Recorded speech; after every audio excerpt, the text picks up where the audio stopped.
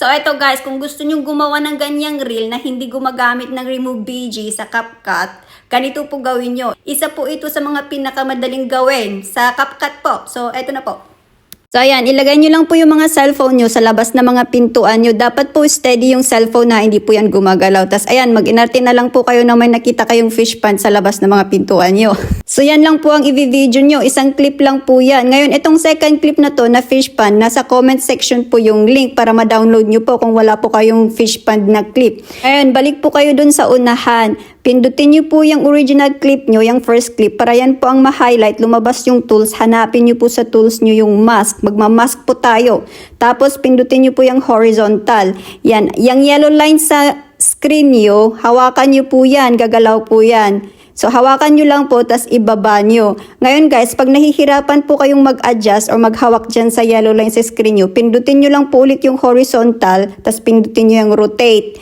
Tapos i-adjust nyo lang po. So, i-swipe nyo lang po para po matabingi. Tapos, i-position nyo dyan sa mga baba na mga pintuan nyo.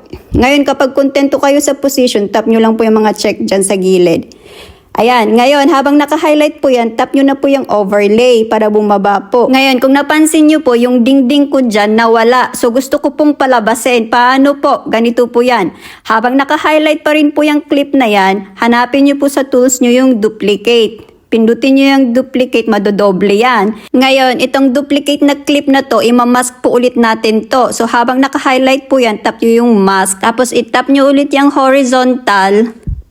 Tap nyo yung rotate. Tapos, i-rotate nyo lang po ulit. I-adjust nyo lang po. Ngayon, hawakan nyo yung yellow line. Tapos, ipwesto nyo po para po dun sa nararapat niyang pwesto. Para po makuha yung isang dingding, yung sa gilid na dingding. So, ayan po. Tap nyo lang po ulit yung mga check marks dyan. Ngayon, ilong press nyo na po, tapos i-drag nyo para malinya dun sa unahan.